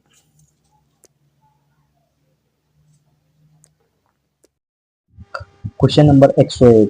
क्वेश्चन नंबर 101, माध्यम के तापमान में वृद्धि के साथ प्रकाश की गति बढ़ती है, घटती है, वैसी ही रहती है, सहसा गिर जाती है। तो अगर किसी माध्यम के टेम्परेचर को बढ़ाया जाता है तो उसमें प्रकाश की गति की अगर बात करते हैं तो प्रकाश की गति बढ़ती है। टेम्परेचर अगर बढ़ाते हैं किसी मीडियम का तो वेग बढ़ जाता है। अगला क्वेश्चन, प्रकाश की गति है कितनी होती है प्रकाश की? तो निर्वात में प्रकाश की चाल अगर देखते हैं तो 3×10⁸ मीटर पर सेकंड होती है। इसका करेक्ट आंसर सी होगा। अगले क्वेश्चन की बात करते हैं तो ये है, सूर्य ग्रहण होता है। सूर्य ग्रहण, इसको देखो सूर्य ग्रहण कैसे होता है। सूर्य ग्रहण मतलब सूर्य का ना दिखना, पृथ्वी से सूर्य का ना दिखना। तो चंद्रमा सूर्य और पृथ्वी के बीच आ जाता है। चंद्रमा सूर्य और पृथ्वी के बीच आ जाता है। तो यही ऑप्शन सही होगा। चंद्रमा क्या है, सूर्य और पृथ्वी के बीच आ जाता है, इसलिए सूर्य ग्रहण होता है। अगला क्वेश्चन है, चंद्रग्रहण घटित होता है। चंद्रग्रहण कब घटित होता है? तो चंद्रग्रहण हमेशा पूर्णिमा के दिन घटित होता है। और सूर्य ग्रहण की बात करें तो अमावस्या के दिन। सूर्य ग्रहण क्या होता है? अमावस्या के दिन। सूर्य ग्रहण अमावस्या के दिन और जबकि चंद्र ग्रहण होता है पूर्णिमा के दिन। अगला क्वेश्चन है,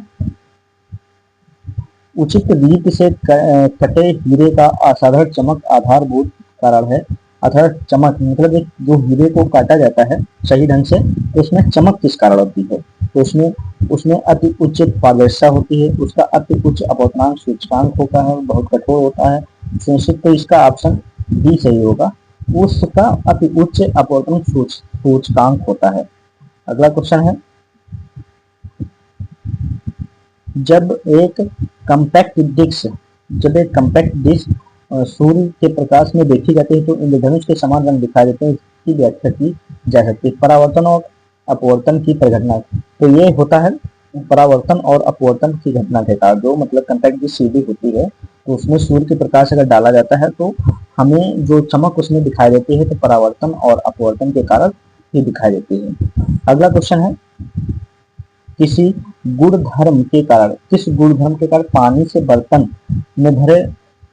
से भरे बर्तन में डुबोई गई छड़ मोड़ी हुई प्रतीत होती है? तो ये तो सीधा तो बहुत बेसिक सवाल है। तो ये किसके कारण होता है? अपवर्तन के कारण। 107 नंबर क्वेश्चन का सी आंसर अपवर्तन के कारण।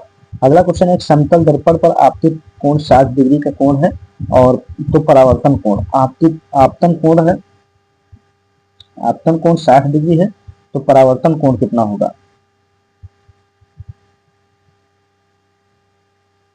ये क्वेश्चन है। ये अगर आपतन कोण है 60 डिग्री, आपतन कोण है अगर 60 डिग्री तो परावर्तन, तुमको पता है कि अगर परावर्तन के नियम दो होते हैं, आपतन कोण आई, परावर्तन कोण आर के हमेशा बराबर होता है। और जो आपतित किरण और परावर्तित किरण और आपतन बिंदु पर अभिलंब तीनों एक ही पॉइंट पर होते हैं। तो इसलिए ऑप्शन सही होगा। जब आपतित किरण का 60 डिग्री है तो इसका भी 60 डिग्री ही सही होगा। अगला क्वेश्चन, अगर प्रकाश का आपतन कोण 90 डिग्री है, यदि प्रकाश का आपतन कोण 90 डिग्री है और अपवर्तन के बाद कोण 30 डिग्री है तो माध्यम का अपवर्तनीय सूचक क्या है? मतलब इसमें n की वैल्यू पूछ रहा है। तो n बराबर होता है sine i upon sine r. तो साइन आई की वैल्यू रखती है tan 90 डिग्री दिया है और साइन आर मतलब साइन 30 दिया है। तो इसमें साइन 90 की वैल्यू 1 होती है और इसकी 1/2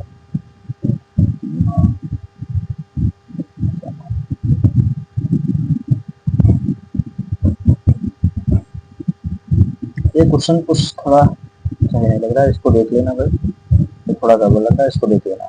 अगला क्वेश्चन देखते हैं। यदि किसी दर्पण को थीटा पे घुमाया जाता तो परावर्तित किरण का घूर्णन होगा, परावर्तित किरण का घूर्णन होगा कितना होगा, 2 थीटा। अगर थीटा पर दर्पण को घुमाया जाए तो परावर्तित किरण 2 थीटा डिग्री घूम जाती है। अगला क्वेश्चन है, पूर्ण आंतरिक परावर्तन होता है जब प्रकाश, पूर्ण आंतरिक परावर्तन की कंडीशन होती है, पूर्ण आंतरिक परावर्तन कब होता है कि जब कोई प्रकाश की किरण कहाँ से, सघन माध्यम से, सघन माध्यम से विरल माध्यम में जाए, सघन माध्यम से विरल माध्यम में जाएगी तभी वो ऐसे ऐसे घटती जाएगी और पूर्ण आंतरिक परावर्तन होगा। तो सघन माध्यम को हीरे से कांच में, वायु से जल में, जल से कांच में, वायु से कांच में, तो सघन से हीरे से कांच में, ए वाला ऑप्शन सही होगा, ए वाला ऑप्शन इसका सही होगा। अगला क्वेश्चन देख लेते हैं। मृग तृष्णा का उदाहरण है, मृग तृष्णा का उदाहरण अपवर्तन का है, विक्षेपण का पूर्ण आंतरिक तो ये है। अगर देखा जाए तो पूर्ण आंतरिक परावर्तन के होता है। मृग तृष्णा जिसे मरीचिका कहते हैं, ये पूर्ण आंतरिक परावर्तन के कारण बनती है। अगला है, पेट अथवा शरीर के अन्य आंतरिक अंगों के निरीक्षण के लिए प्रयुक्त तकनीकी इंडोस्कोपी, इंडोस्कोपी आधारित है। तो इंडोस्कोपी किस पर आधारित है, पूर्ण आंतरिक परावर्तन पर आधारित होती है, पूर्ण आंतरिक परावर्तन पर इंडोस्कोपी आधारित होती है। अगला क्वेश्चन है, इंद्रधनुष, इंद्रधनुष बनने के कारण, इंद्रधनुष, अब इंद्रधनुष बनने में परावर्तन और अपवर्तन दोनों क्रियाएं होती है, तो ऑप्शन नंबर 20 का करेक्ट आंसर होगा। अगला क्वेश्चन, आकाश का रंग नीला प्रतीत होता है किस कारण, विवर्तन के कारण, अपवर्तन के कारण, परावर्तन के कारण, प्रकीर्णन के कारण। तो अगर देखा जाए आकाश का रंग नीला किस लिए दिखाई देता है, तो ये प्रकीर्णन के कारण होता है, प्रकीर्णन के कारण आकाश का रंग नीला दिखाई देता है। अगला क्वेश्चन देखते हैं। अगला क्वेश्चन है, वायुमंडल में प्रकाश के विसरण का कारण, वायुमंडल में प्रकाश के विसरण का, विसरण किस लिए होता है, तो वायुमंडल में विसरण मतलब डिफ्यूजन कैसे होता है, तो धूलकण कण के कारण होता है, धूल कण के कारण होता है, धूल कण के कारण डिफ्यूजन हो जाता है। अगला क्वेश्चन, खतरे के संकेतों के लिए लाल प्रकाश का प्रयोग क्यों किया जाता है, तो इसे प्रकीर्णन सबसे कम होता है, आंखों के लिए आरामदायक होता है, इसमें सबसे कम रसायन को हवा द्वारा अवशोषण कम हो सकते हैं, प्रकीर्णन सबसे कम होता है, तो इसका करेक्ट आंसर ऑप्शन बी हो जाएगा। प्रकीर्णन सबसे कम लाल रंग का होता है, प्रकीर्णन मतलब ये विकृत कम होता है, दूर तक दिखाई देता है, इसलिए खतरे के संकेत को लाल रंग से रखा जाता है। अगला क्वेश्चन देख लेते हैं 118 नंबर, समुद्र नीला क्यों प्रतीत होता है, अधिक गहराई के कारण, आकाश के परावर्तन, जल के कणों द्वारा प्रकाश के प्रकीर्णन के कारण, जल के नीले रंग के कारण, तो इसका ऑप्शन बी सही होगा। आकाश के परावर्तन, जल परावर्तन तथा जल के कणों द्वारा प्रकाश के प्रकीर्णन के कारण होता है, समुद्र हमेशा नीला दिखाई देता है। सूर्यास्त होते समय लाल क्यों दिखाई देता है, ये भी प्रकीर्णन के कारण होता है, option B is correct answer. 119 का बी ऑप्शन करेक्ट है, क्योंकि प्रकीर्णन के कारण सूर्य हमेशा उगते समय और छिपते समय रेड दिखाई देता है। अगला क्वेश्चन है, साबुन के पतले झाग में चमकदार रंगों का बनना किस परिघटना पर आधारित है, किस, अब देखो साबुन के झाग में होता है तो उसमें जो चमकदार बुलबुला बनता है किस कारण बनता है, तो वो बहुलित परावर्तन और व्यतिकरण के बनता है, व्यतिकरण के कारण, बहुलित परावर्तन और व्यतिकरण के कारण बनता है। अगला क्वेश्चन है, मोटर कार में पश्च दृश्य के लिए कौन सा दर्पण उपयुक्त होता है, मोटर कार में पश्च दृश्य के लिए तो पता है उत्तल दर्पण होता है, कौन सा होता है, उत्तल दर्पण, उत्तल दर्पण होता है। अगला क्वेश्चन देख लेते हैं, दाढ़ी बनाने के लिए काम में लेते हैं अवतल दर्पण, तो दाढ़ी बनाने के लिए अवतल दर्पण ही यूज करते हैं दाढ़ी बनाने के लिए। मानव आंख की रेटिना पर कैसा प्रतिबिंब बनता है, मानव आंख पर रेटिना पर कैसा, तो रेटिना पर हमेशा कैसा प्रतिबिंब बनता है, वास्तविक और उल्टा, वास्तविक और उल्टा बनता है, वास्तविक और उल्टा मतलब option number A is correct answer. अगला क्वेश्चन है, 1.5 मीटर लंबे व्यक्ति को अपना पूर्ण प्रतिबिंब देखने के लिए आवश्यक दर्पण की न्यूनतम लंबाई, तो ये तो तुमको पता होना चाहिए कि अपनी लंबाई का हाफ मतलब अपनी लंबाई का आधा, आधा क्या होना चाहिए, दर्पण की लंबाई होनी चाहिए, तो इसमें 1.5 दिया है तो इसका हो जाएगा 0.75 मीटर या फिर 75 सेंटीमीटर, 0.75 मीटर या फिर 75 सेंटीमीटर हाइट होनी चाहिए, तो इसमें 0.75 metre option number 20 correct answer. अगला क्वेश्चन है, जब कोई वस्तु दो समांतर समतलों के दर्पणों के बीच समांतर रखे हैं, जैसे दो दर्पण ऐसे रखे हैं उनके बीच रखे हो तो प्रतिबिंबों की संख्या अनंत होगी, डी इसका करेक्ट आंसर होता है। इसका एक फार्मूला होता है थीटा बटे 360 -1, ये होता है थीटा 360/थीटा, ये गलत होगा, 360/थीटा -1, ये होता है फार्मूला। अगला क्वेश्चन है, पानी में हवा का बुलबुला वैसे ही काम करेगा जैसे उत्तल दर्पण अवतल दर्पण की तरह काम करता है। पानी में जो बुलबुला बनता है अवतल दर्पण की तरह कार्य करता है। अगला क्वेश्चन है, धूप के चश्मे की क्षमता होती है, धूप के चश्मे उसमें कोई पावर नहीं लगा होता तो 0 डायोप्टर का होता है, धूप के चश्मे में 0 डायोप्टर होते हैं। अगले क्वेश्चन की बात करते हैं, तो यदि किसी ऐनक के लेंस का पावर 2 डायोप्टर है, कितना है 2 डायोप्टर, तो इसके फोकस दूरी F बराबर फार्मूला होता है, D बराबर फार्मूला 1/F होता है। ए कब होता है मीटर में, अगर यहाँ पर सेंटीमीटर तो ये 100 रखना पड़ेगा, तो ये सेंटीमीटर में हो जाएगा। तो डायोप्टर कितना है 2, ठीक है, डायोप्टर कितना दिया है 2 डायोप्टर दिया है, और 100 बटे कितना है फोकस दूरी F, तो F अगर निकालेंगे तो 100/2 आएगा, 100 मतलब 50 सेंटीमीटर।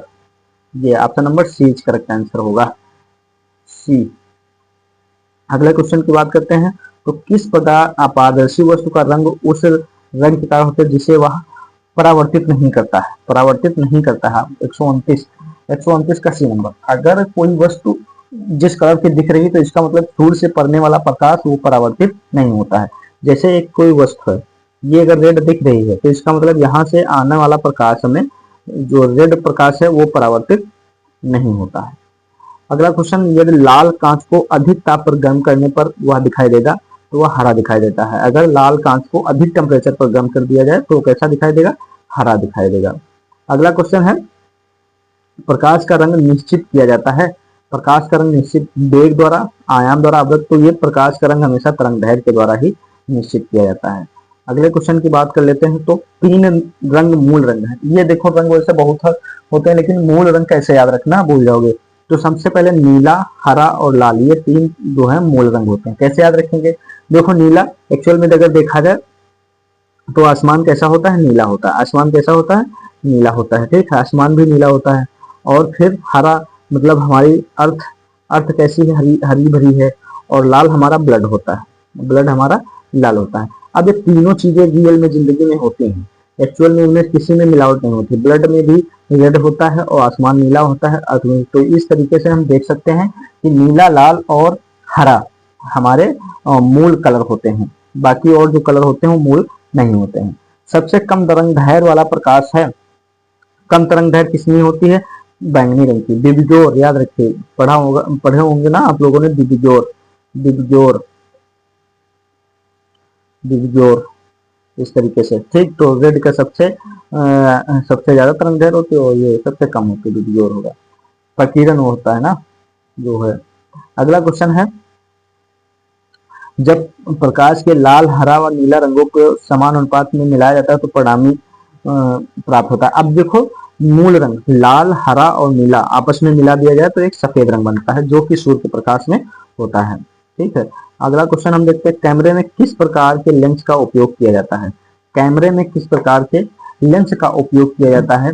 ये क्वेश्चन, कैमरा है उसमें लेंस अगर यूज करना है तो कौन सा लेंस यूज करेंगे, उत्तल लेंस, ठीक है, उत्तल लेंस यूज करते हैं, कैमरे में उत्तल लेंस यूज करते हैं। अगला क्वेश्चन है, आइरिस का काम क्या होता है, आंख में जाने वाले प्रकाश, यही काम होता है, आंख में जाने वाले प्रकाश की मात्रा को नियंत्रित करना, ये काम होता है आइरिस का, आंख में जाने वाले प्रकाश की मात्रा को लौटाना नहीं, मतलब नियंत्रित करता है, ठीक। तो option number A is correct answer. अगले क्वेश्चन की बात करते हैं, तो निकट दृष्टि दोष से पीड़ित व्यक्ति के चश्मे में कौन सा लेंस यूज किया जाता है, निकट दोष तो इसको अवतल लेंस, ठीक। तो इसमें याद रखें निकट आओ, ठीक, निकट आओ, तो निकट आओ का मतलब निकट दूरदृष्टि में अवतल लेंस, ठीक। और बाकी जब दूरदृष्टि की बात होगी तो उत्तल लेंस आ जाएगा अपने आप ही। दूरबीन का आविष्कार किसने किया है, गैलीलियो ने, इसका करेक्ट आंसर है गैलीलियो। अगला क्वेश्चन, आंख की रेटिना की परंपरागत कैमरा के निम्नलिखित में से किस भाग से तुलना की जा सकती है, तो कैमरा और आंख के रेटिना की अगर तो फिल्म की तुलना की जाती है, फिल्म की, जैसे फिल्म पर प्रतिबिंब बनता है वैसे आंख की रेटिना पर भी प्रतिबिंब बनता है। फिर अगला क्वेश्चन है, किसी आवेशित चालक का संपूर्ण आवेश उसके कहाँ होता है, किसी आवेशित चालक के संपूर्ण आवेश उसके बाहरी पृष्ठ पर इकट्ठा रहता है, तो option B is correct answer, बाहरी पृष्ठ पर इकट्ठा रहता है। अगला क्वेश्चन है, वस्तुओं के आवेशन किसके स्थानांतरण के फलस्वरूप होता है? तो आवेशन अगर देखा जाए तो इलेक्ट्रॉन जब एक दूसरे की तरफ स्थानांतरित होते हैं तभी वस्तुओं में आवेशन की क्रिया होती है। तो इसका करेक्ट ऑप्शन होगा ए, इलेक्ट्रॉन। अगला क्वेश्चन है, आप कार में जा रहे हैं, यदि आसमान से बिजली गिरने वाली हो तो सुरक्षित रहने के लिए क्या होगा? आसमान से अगर बिजली गिर रही है और आप कार से जा रहे हैं तो सुरक्षित रहने के लिए सबसे बेस्ट तरीका है कार की खिड़कियां बंद करें। कार की खिड़कियां बंद करें तो उससे सुरक्षित आप रह सकते हैं। अगला क्वेश्चन है, दो स्थिर आवेशों के बीच लगने वाला बल, दो स्थिर आवेशों के बीच लगने वाला बल उनकी मात्राओं के गुणनफल के अनुक्रमानुपाती और उनके बीच की दूरी के वर्ग के व्युत्क्रमानुपाती होता है या नियम है। मतलब दो आवेश, जैसे एक ये आवेश है, एक ये आवेश है, ठीक है, इनके बीच की दूरी है r, तो इनके बीच जो अट्रैक्टिव रिपल्सन फोर्स लगता है वो आवेश की प्रकृति पर निर्भर करेगा। तो इस F का जो दिया है कि F प्रोपोर्शनल है Q1 Q2 और अपान r स्क्वायर, तो ये किसका नियम होता है? कूलाम का नियम। किसका नियम है? कूलाम का नियम। Option number C is correct answer. किसी विद्युत परिपथ में इकाई धन आवेश को एक बिंदु से दूसरे बिंदु तक ले जाने में किए गए कार्य द्वारा मापा जाता है उन बिंदुओं के बीच। ये होता है अगर कोई एकांक आवेश है, इसको एक बिंदु से दूसरे बिंदु तक ले जाया गया है, तो इनके बीच W अगर काम किया जाएगा, कितने समय में किया जाएगा, तो इसका मेजरमेंट करके हम क्या नापते हैं? विभवांतर बी, विभवांतर बी नापते हैं। विभवांतर का मात्रक क्या होता है? वोल्ट। विभवांतर का मात्रक क्या होता है? वोल्ट। इसे वोल्ट मीटर के द्वारा मापा जाता है, इसे वोल्ट मीटर के द्वारा मापा जाता है, ठीक है। और एक अच्छे वोल्ट मीटर का जो प्रतिरोध होता है वो अनंत होता है। फिर अगला देखते हैं, सर्वाधिक विद्युत चालकता वाला तत्व कौन है? विद्युत चालकता सबसे ज्यादा कितनी होती है? चांदी में। Option A is correct answer. अगला क्वेश्चन है, अतिचालकता का लक्षण है। अतिचालकता उच्च पारगम्यता जो होती है अतिचालकता का लक्षण होता है। फिर अगला क्वेश्चन है, अधातुएं विद्युत की कुचालक होती हैं क्योंकि उसमें मुक्त इलेक्ट्रॉन नहीं होते। अगर कोई भी वस्तु या कोई भी धातु है विद्युत की सुचालक है तो उसमें मुक्त इलेक्ट्रॉन, फ्री इलेक्ट्रॉन पाए जाते हैं, उसमें फ्री इलेक्ट्रॉन होते हैं। तो अगर कोई धातु कुचालक है तो उसमें मुक्त इलेक्ट्रॉन नहीं होंगे। तो option A is correct answer. अगला क्वेश्चन है, तांबा मुख्य रूप से विद्युत चालन के लिए प्रयोग किया जाता है। मुख्य इसका गलनांक अधिक होता है या सस्ता होता है या टिकाऊ होता है, इसकी प्रतिरोधकता निम्न होती है। तो ऑप्शन डी इसका करेक्ट आंसर होने वाला है। ऑप्शन डी इसका करेक्ट आंसर है क्योंकि इसका प्रतिरोधकता निम्न होती है, इसलिए तांबे का यूज किया जाता है। आपस में जुड़ी दो आवेशित वस्तुओं के बीच धारा नहीं बहती है यदि वह होती है। धारा नहीं बहती जब आपस में जुड़ी दो आवेशित वस्तुएं आपस में जुड़ी होंगी, जब उनके बीच धारा प्रवाहित नहीं होगी। किस कंडीशन में? समान आवेश पर, समान धारिता पर, समान प्रतिरोध, समान विभव पर। अगर समान विभव होगा, दोनों आवेशों का विभव भी समान होगा, तो इसमें कोई धारा प्रवाह नहीं होगा। अगला क्वेश्चन अगर हम देखते हैं तो ये अगला क्वेश्चन है,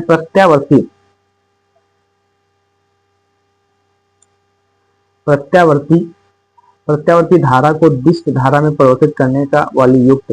प्रत्यावर्ती धारा को डिस्क धारा में रेक्टिफायर के द्वारा परिवर्तित किया जाता है, रेक्टिफायर के द्वारा।